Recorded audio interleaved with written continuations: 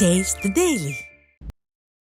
சிவகங்கை மாவட்டம் தேவக்கோட்டை ரஸ்தா பகுதியில் தமிழக அரசால் தடை செய்யப்பட்ட பிளாஸ்டிக் பொருட்கள் விற்பனை செய்யப்பட்டுள்ள சம்பவம் அதிர்ச்சியை ஏற்படுத்தியுள்ளது. நாகவயல் சாலையில் சதாம் ஹுசேன் என்பவரின் வீட்டில் மெழுகு பூசிய பிளாஸ்டிக் டீ கப், பிளாஸ்டிக் கலந்த பேப்பர் தட்டு உள்ளிட்ட 1 லட்சம் ரூபாய் மதிப்பிலான பொருட்கள் பறிமுதல் செய்யப்பட்டன. மஞ்சள் பையை அறிமுகம் செய்துவிட்டதாக விளம்பரங்களில் பல விளக்கும் அரசு, நடைமுறையில் பிளாஸ்டிக் தடை சட்டத்தை முழுமையாக அமல்படுத்தும் எண்ணமும் திறமையும் இன்றி இயங்குவதையும் இந்த சம்பவம் மீண்டும் வெளிப்படுத்துகிறது. காஞ்சிபுரம் மாவட்டம் வைப்பூர் ஊராட்சியில் உள்ள சித்தேரி ஏரி அப்பகுதி மக்களின் முக்கிய நீர்வள ஆதாரமாக இருந்து வருகிறது.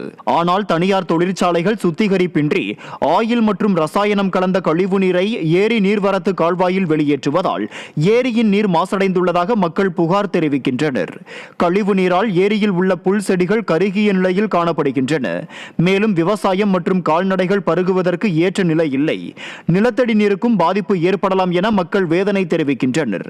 இதனால் மாசு கட்டுப்பாட்டு வாரியம், நீர்வளத்துறை அதிகாரிகள் மற்றும் ஊராட்சி நிர்வாகம் உரிய நடவடிக்கை எடுக்க வேண்டும் என மக்கள் கோரிக்கை விடுத்துள்ளனர்.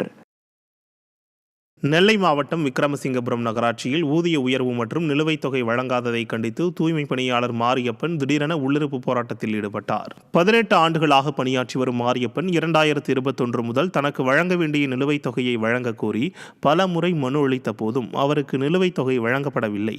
இதனால் மன உளைச்சலுக்கு உள்ளான அவர் நகராட்சி அலுவலகத்தில் உள்ளிருப்பு போராட்டத்தில் ஈடுபட்டார். தகவல் அறிந்து வந்த காவல் ஆய்வாளர் பேச்சுவார்த்தை நடத்தி உடன்பாடு ஏற்படுத்தியதை அடுத்து மாரியப்பன் போராட்டத்தை கைவிட்டார். இந்த சம்பவம் நகராட்சி அலுவலகத்தில் பரபரப்பை ஏற்படுத்தியது. தருமபுரி மாவட்டம் அரூர் தொகுதியில் மத்தியம்பட்டி ஊராட்சி சந்தராபுரம் கிராமத்தில் 9,90,000 மதிப்பீட்டில் அமைக்கப்பட்ட குடிநீர் நிலையத்தை அரூர் எம்எல்ஏ சம்பத்குமார் இன்று பொதுமக்கள் பயன்பாட்டிற்கு திறந்து வைத்தார்.